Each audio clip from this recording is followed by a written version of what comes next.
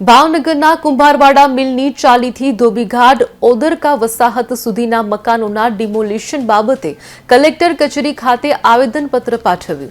મનપા દ્વારા ગઢેચી નદીના શુદ્ધિકરણ માટે નદીની બંને બાજુ ગેરકાયદેસર દબાણો દૂર કરવા માટે નોટિસો ફાળવવામાં આવી છે, જેને લઈને કુંભારવાડા મિલની ચાલીથી લઈને મોતી તળાવ, શાસ્ત્રીનગર, ધોબીઘાટ, ઓદરકા અને કહી શકાય કે આશરે 2200 જેટલા પરિવારોનો સમાવેશ થાય છે. આ તમામ લોકો શ્રમજીવી પરિવારના હોય ત્યારે હાલ મનપા દ્વારા નોટિસ આપવામાં આવતા લોકો મુશ્કેલીમાં મુકાયા છે, જેને લઈને સરકાર દ્વારા તેમની વૈકલ્પિક વ્યવસ્થા કરવામાં આવે તેવી માંગ સાથે કલેક્ટર કચેરી ખાતે આવેદનપત્ર પાઠવી રજૂઆત કરાઈ છે.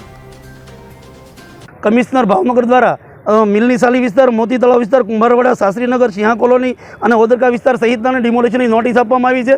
જે લોકો ખરાબાની જમીનમાં રહે છે, છેલ્લા 30 વર્ષથી લોકો અહીંયા વસવાટ કરે છે, એ લોકોના મકાન 2000 પરિવાર એવા છે કે જેનો મકાન ડિમોલેશન થાય છે. આ લોકો છેલ્લા 10 વર્ષથી તો નગરપાલિકાને ટેક્સ ભરે છે, લીઝ ભરે છે. આવા લોકોને જો મકાન ડિમોલેશન કરવામાં આવે તો 2000 પરિવાર મકાન વિહોણા થશે.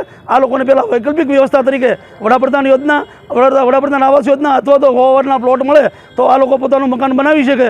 આ વિસ્તાર અમે કલેક્ટરશ્રીને એક વિનંતી કરવા આવ્યા છીએ કે આ લોકોને વૈકલ્પિક વ્યવસ્થા થાય પછી ડિમોલેશન કરવામાં આવે, અન્યથા અમારે મકાન તૂટશે ત્યારથી અમે રોડ ઉપર ઉપવાસ ઉપર ઉતરશું એટલી વિનંતી કરવા અમે આવ્યા છીએ.